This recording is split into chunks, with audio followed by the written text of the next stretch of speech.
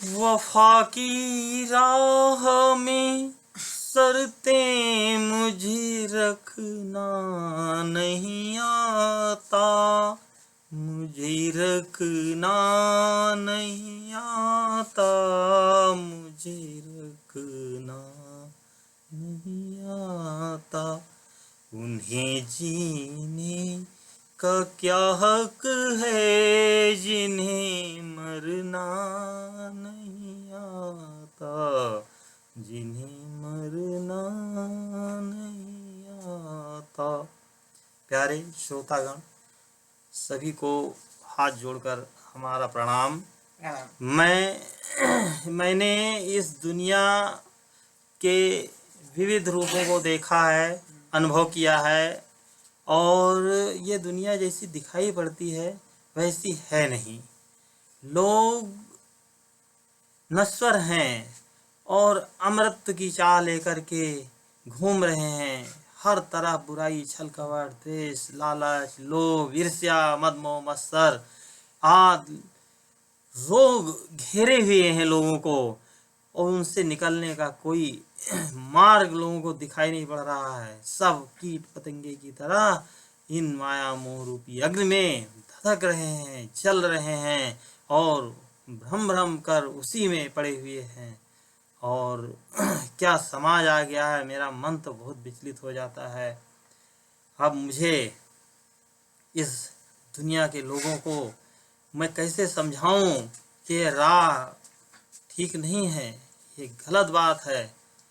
बड़े बड़े साधु मनीषी, साधु संत और पैगंबर, मौलवी मौलाना सभी दिग्भ्रमित लोगों को सही राह पर लाने की हजार कोशिश करते हैं, लेकिन लोगों में गुलामी की जो आदत पड़ गई है वो शायद ही छूटे।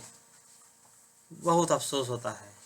ये मेरे मानसिक उद्विग्नता का कारण है। आप लोगों को ये जान करके ये आश्चर्य नहीं होना चाहिए कि एक अध्यापक जो बच्चों को शिक्षा देने के लिए कटिबद्ध था, किन परिस्थितियों में उसे इस बाबा वाले गिरोह में शामिल होना पड़ा। हमें बड़ी हंसी आती है, और आप लोग भी इस वीडियो को देखने के बाद यही सोचेंगे कि क्या वजह है कि सब तरफ से थक हार करके ये आदमी अब इस नई राह पर चल पड़ा है।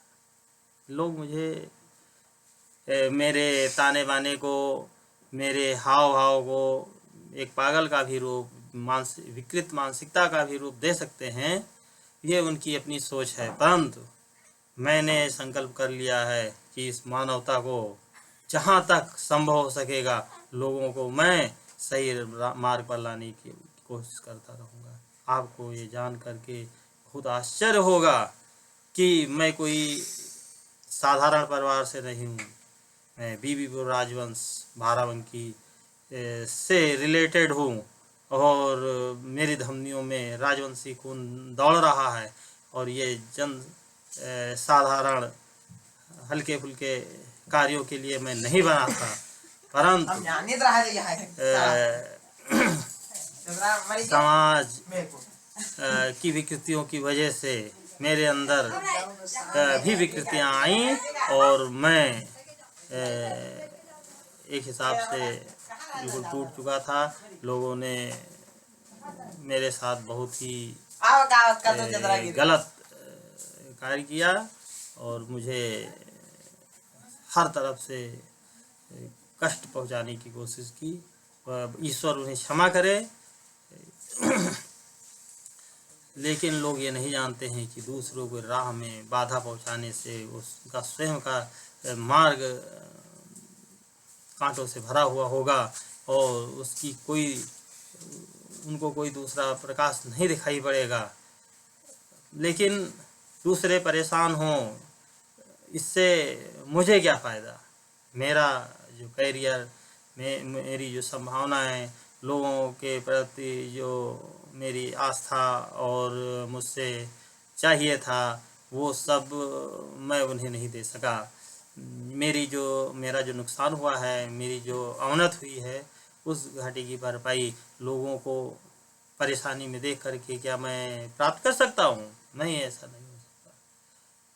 फिर भी मैं याद करता हूँ उन पुराने पुरुषों को जिन्होंने कठिन तपस्या करके लोगों अशुभ वेश धारण करके और लोगों की सहायता के लिए, एक बड़ी विरासत के लिए, एक बड़े कार्य के लिए अपने शरीर को, अपने जीवन को, अपनी मानसिक वृत्तियों को समर्पित कर दिया।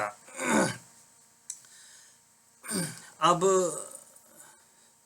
मैं ज़्यादा टाइम न लेते हुए शार्ट में आप लोगों को भगवान राम जब वन को कहा बेवकूफ कहेगा